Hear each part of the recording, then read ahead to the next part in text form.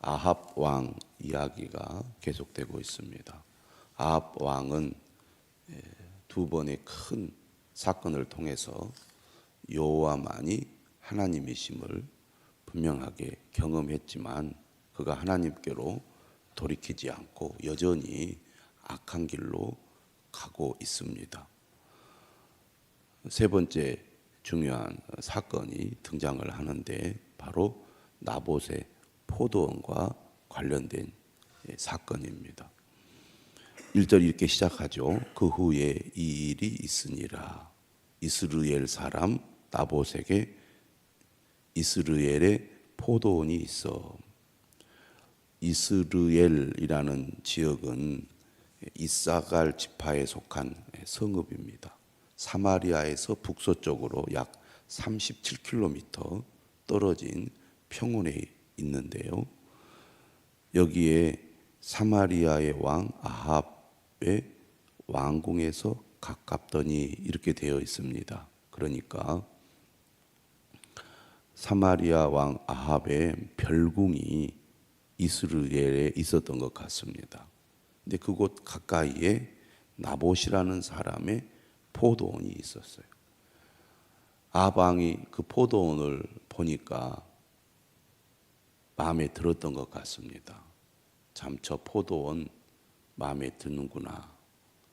그 생각을 아마 여러 차례 하는 가운데 저 포도원을 내가 가졌으면 좋겠다는 생각이 들었던 것 같습니다. 한마디로 욕심이 생긴 거죠. 그리고 그것을 내가 소유해야 되겠다라는 생각을 했던 것 같습니다. 그래서 나봇이라는 사람에게 제안을 하죠. 2절이죠. 내 포도원이 내 왕궁 곁에 가까이 있으니 내게 주어 채소밭을 삼게 하라. 이제 포도원을 달라고 요구하는데 두 가지를 얘기합니다. 첫째, 내 왕궁에서 가까이 있다. 그러니까 자기가 이 밭을 경작하기에 좋은 위치에 있다는 거죠. 두 번째는 이 포도원을 갈아엎어서 채소밭을 만들겠다는 겁니다. 자신의 별궁 가까이에 좋은 밭이 있는데 자신이 이곳에서 채소밭을 가꾸기를 원해서 이 밭을 달라는 것입니다. 그의 마음에 욕심이 생겼고 또 자신이 왕이니까 왕으로서 그의 백성에게 요구를 하면 그의 백성이 왕의 요구를 들어줄 거라고 생각을 했던 것 같습니다. 그런데 이 아합 왕의 제안은 무식한 제안이 아니라 상당히 합리적인 제안입니다. 이렇게 얘기를 하죠. 내가 그 대신에 그보다 더 아름다운 포도원을 너에게 줄 것이요. 만일 네가 좋게 여기면 그 값을 돈으로 네게 주리라. 더 좋은 포도밭을 원하면 그 밭을 주고 돈을 원하면 돈으로 주겠다. 그러니까 합리적인 제안을 한 겁니다. 지금으로 말하면 교환이나 매매를 요구한 겁니다. 지금의 기준으로 볼 때는 합리적인 제안이죠. 물론 소유한 자가 거절하면 어쩔 수 없지만 왕의 입장에서는 충분히 가능한 제안을 한 겁니다. 그런데 나봇이라는 사람이 뭐라고 얘기를 하느냐? 3절에 보니까 내 조상의 유산을 왕에게 주기를 여호와께서 금하실지로다. 무슨 얘기입니까? 레위기 25장의 말씀에 근거하여 하나님께서는 땅을 다른 사람에게 팔면 안 된다. 땅을 팔 수가 없으니 땅을 왕에게 줄 수 없습니다라고 거절을 한 겁니다. 땅은 하나님의 소유고 하나님께서 그의 백성들에게 선물로 주신 거기 때문에 사고 팔고 해서는 안 된다는 게 하나님의 명령입니다.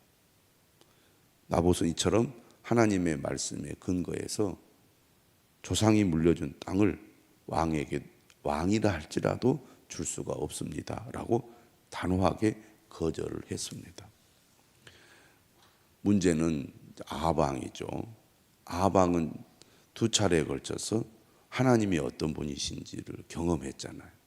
그의 마음 한구석에는 하나님에 대한 두려움이 있습니다.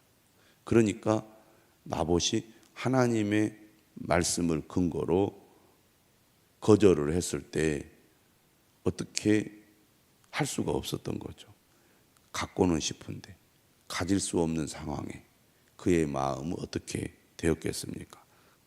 답답하고 근심이 가득 찬 겁니다. 그래서 4절에 내 조상의 유산을 왕께 줄 수 없다 하므로 아합이 근심하고 답답하여 왕궁으로 돌아와 침상에 누워 얼굴을 돌리고 식사를 아니하니 식음을 전폐하는 겁니다.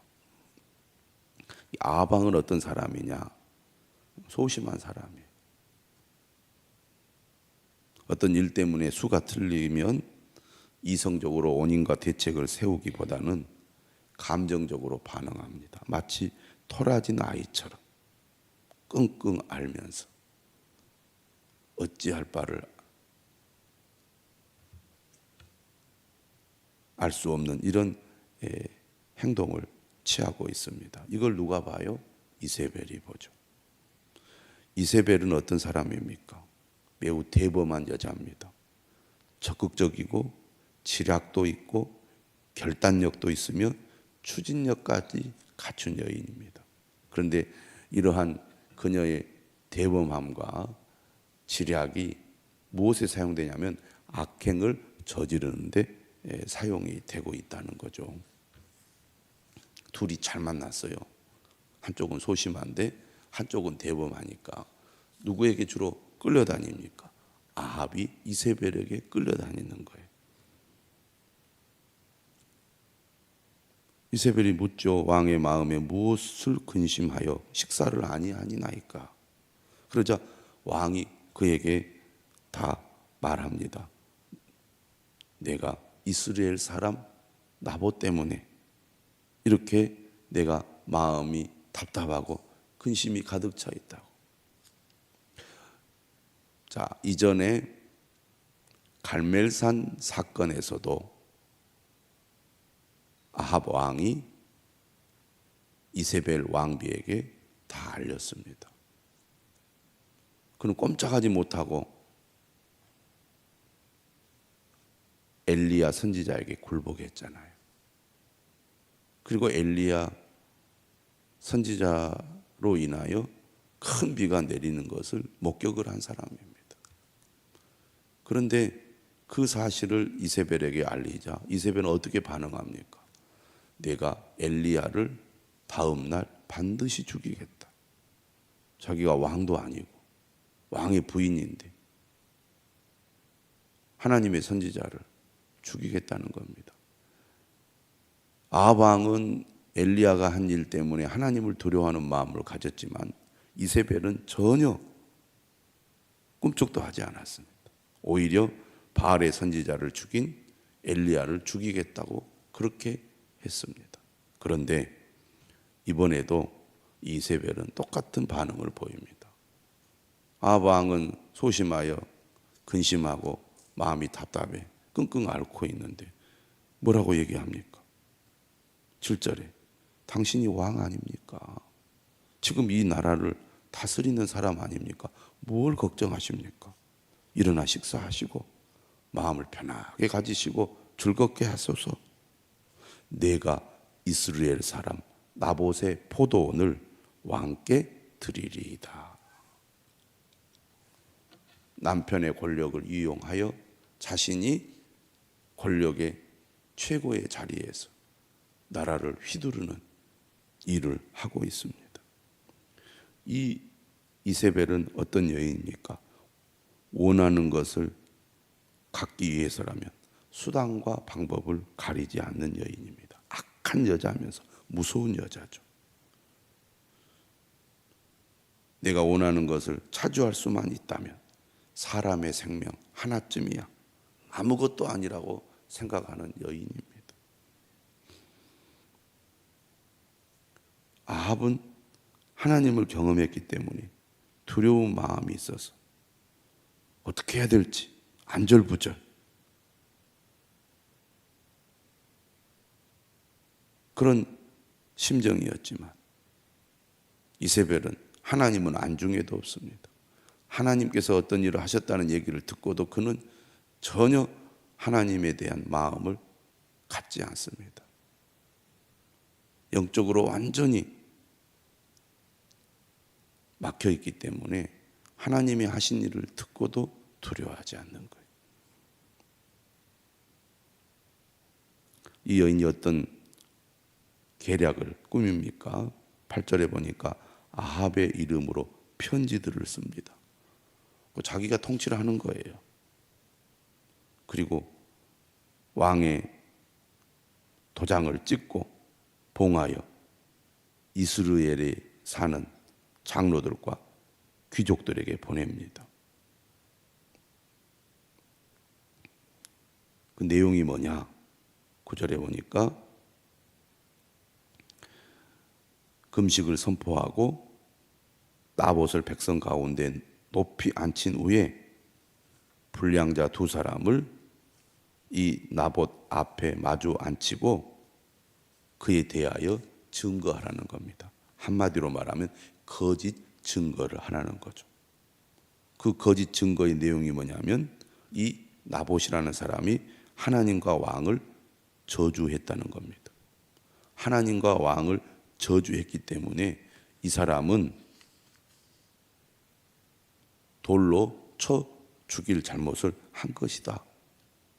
이것을 지금 뒤에서 사조한 겁니다. 이세벨이 얼마나 간사한 여인인지를 잘 알 수 있는 내용인데요. 몇 가지를 살펴보면 이런 거죠. 이세벨은 바알 숭배자입니다. 하나님은 안중에도 없어요. 그런데 어떤 식으로 거짓 증거를 하느냐? 하나님을 저주했다는 겁니다. 하나님을 믿지도 않는 여인이 나봇의 죄목을 가리켜 저 사람은 하나님을 저주했기 때문에 돌에 맞아 죽여야 된다. 이런 얘기죠. 그리고 어떤 사람이 죄를 지었을 때 그 사람의 죄를 확증하려면 두세 사람의 증인이 필요하잖아요. 그래서 거짓 증인 두 사람을 세웁니다. 그리고 돌로 쳐 죽일 때는 성문 안에서 죽여서는 안 되기 때문에 끌고 나가서 다시 말하면 성읍 밖으로 데리고 나와서 죽이게 합니다. 이처럼 형식적으로는 마치 하나님의 율법을 잘 지키는 사람인 것처럼 포장을 해서 위장을 해서 나봇을 없애려고 한 겁니다. 포도밭을 차지하기 위하여 그의 백성을 죽이는 이세벨. 그 이세벨의 그 악한 마음과 그것을 과감하게 시도하는 이러한 이 여인의 대범함은 무섭기까지 하죠. 근데 그러한 것을 누가 이용을 합니까? 은근히 아합이 이용을 한 거죠. 자신은 두려워서 못하고 용기 없어 못하는 것을 그의 아내 이세벨에게 기대어 이세벨의 도움을 받아 자신의 욕심을 채우려고 한 것입니다. 하나님께서 긍휼히 여기셔서 언약의 백성인 이스라엘을 아끼시고 그들을 하나님께로 돌이키기 위하여 하나님께서 큰 역사를 행하셨음에도 불구하고 아합 왕은 정말 자신의 잘못을 뉘우치고 돌이켜서 하나님께로 나가기보다는 자신의 욕심에 사로잡혀 하나님을 거역하는 악행을 저지르고 말았습니다. 나봇을 통해서 하나님의 뜻이 무엇인지를 분명하게 들었잖아요. 그런데 그걸 무시하고 말았습니다. 그는 오히려 그의 아내 이세벨의 도움을 받아 결국 어떻게 합니까? 나봇의 포도원을 차지하려고 한 것이죠. 욕심이 잉태한 즉 죄를 낳고 죄가 장성한 즉 사망을 낳는다고 자기의 별궁 앞에 있는 그 포도원 차지하려다가 그는 영원한 저주를 받고 만 겁니다. 하나님께서 은혜 주실 때, 하나님께서 말씀하실 때 깨닫는 것도 은혜고 돌이키는 것도 은혜고,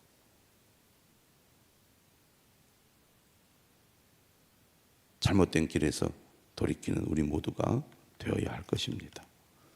욕심의 눈이 멀면 하나님의 말씀도 눈에 들어오지 않고 하나님의 말씀도 무시하고 악한 길로 갈 수밖에 없는 어리석은 존재가 우리 인간임을 다시 한번 깨닫게 됩니다. 주님의 말씀을 듣고 깨닫고 그 말씀에 믿음으로 반응할 수 있는 것이 얼마나 감사합니까?